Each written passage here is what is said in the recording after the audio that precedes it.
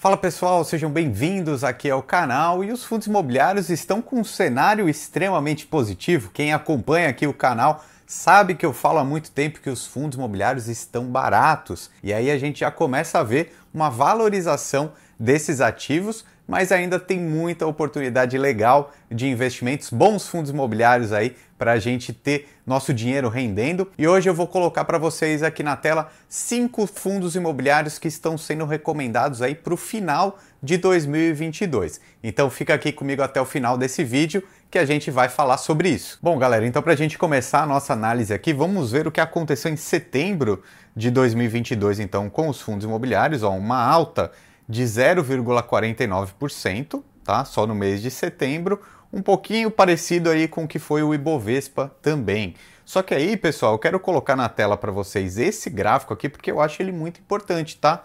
Se a gente olhar a cotação do IFIX agora, o que é o IFIX então? É a média de mais ou menos ali uns 100 fundos imobiliários, né? Os fundos imobiliários com maior valor de mercado, maior número de negociação todos os dias, então essa grande média dos fundos imobiliários é o IFIX, que aqui a gente consegue ver por esses pontos, né? Então, 2.998 pontos é o que está essa grande média do IFIX. E aí, no gráfico, a gente consegue ver o quanto valorizou, o quanto desvalorizou, né? Eu vou até pegar um período aqui menor, porque a gente vai ver que importante foi o mês de agosto de 2022, né? Então, se eu puxar aqui do dia 1º de agosto até o dia 1º de setembro, uma alta de 5,91% na média dos fundos imobiliários em um mês só. Isso daí é muita coisa, isso é um aumento gigante. Mas por que aconteceu isso? Ora, a gente já vem falando aqui no canal há muito tempo.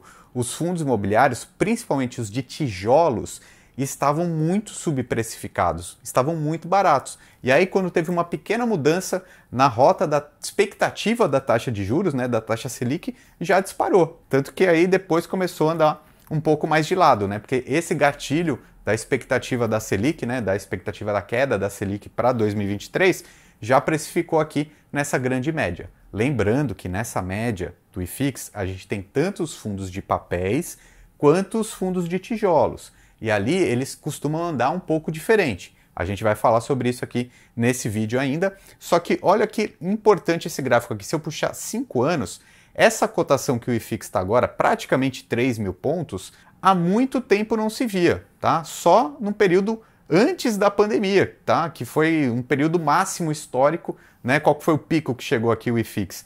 3.253 pontos. Então foram quase 2 anos aqui de espera para o IFIX voltar num patamar que estava antes. Isso, para mim, mostra a maturidade no mercado, né, dos investimentos de fundos imobiliários. Já são quase 2 milhões de investidores brasileiros que investem aqui em fundos imobiliários. Isso daí vai mostrando uma maturidade da indústria de investimentos de fundos imobiliários e a gente consegue ver também pelas cotações.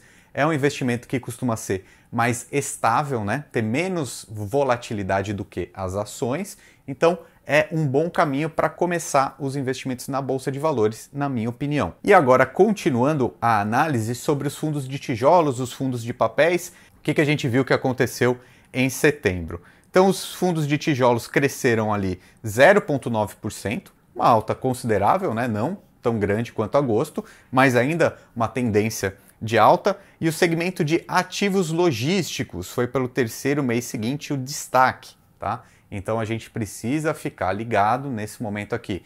Os ativos de galpões logísticos, centros de distribuição, tá? Porque é uma grande demanda que o mercado tem por isso, né? Então sempre vai ter inquilino, é difícil ali o custo de reposição porque a localização desses ativos é muito importante e também aqueles ativos que a gente chama de urbanos, né? Aí a gente não está falando mais de logística, a gente está falando daqueles fundos imobiliários que tem, por exemplo, supermercados, lojas, escolas, porque essa localização desses imóveis também é muito importante. Então a gente está vendo a tendência de valorização desses ativos. Muito bem, agora eu vou colocar aí na tela quais são os 5 fundos imobiliários recomendados ali para o mês de outubro, seguindo essa matéria da Infomoney, tá? Então vou falar aqui um pouquinho sobre cada um deles. Eles pegaram um ranking de recomendação de vários analistas de diversas corretoras e colocaram aqui na tela, tá? Então, por exemplo, o fundo imobiliário mais recomendado no mês de outubro foi o BRCO, Bresco Logística. Então, a gente já viu que os ativos logísticos estão sendo muito demandados.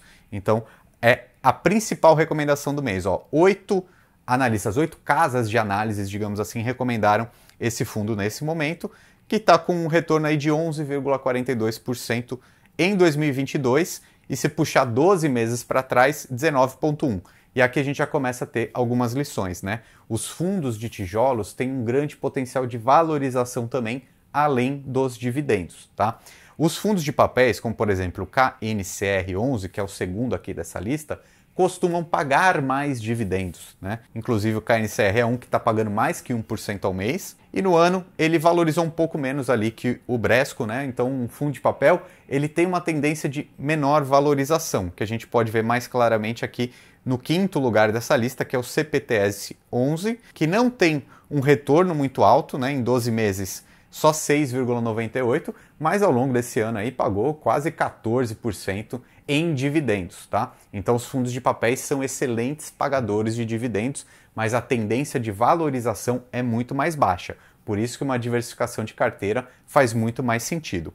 E os outros dois fundos recomendados aqui nessa matéria, temos o HGRU11, então que é renda urbana, é aquele que eu estava falando, por exemplo, tem lojas, tem supermercados, enfim, escolas, né? Tudo muito urbano sem ser lajes corporativas, né? Porque quando a gente fala urbano, a gente pensa logo em escritórios. Mas tem esses outros imóveis dentro das cidades, né? Das grandes cidades, e eles têm uma tendência legal de valorização aqui, caracterizado nessa matéria pelo HGRU11.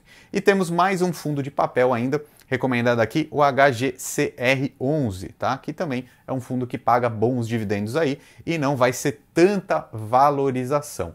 Então esses 5 fundos aqui que estão nessa matéria representam um pouco essa diversificação importante que a gente tem que ter nos fundos imobiliários. Pensar tanto nos tijolos quanto nos papéis, tá bom? E inclusive eu vou deixar um link aqui na descrição para você conhecer um pouquinho mais sobre a minha carteira de fundos imobiliários, tá? Eu tenho uma parceria com um aplicativo que se chama Trix e lá a minha carteira você pode investir junto comigo nos 10 fundos imobiliários que fazem parte da minha carteira, exclusivo restrito só para quem acessar esse link aí e ver mais informações, tá bom? E deixa aqui nos comentários para mim também o que você quer saber mais sobre os fundos imobiliários, tá? Qual dúvida que você tem que eu posso trazer novos vídeos aqui para te ajudar. Um abraço e até mais!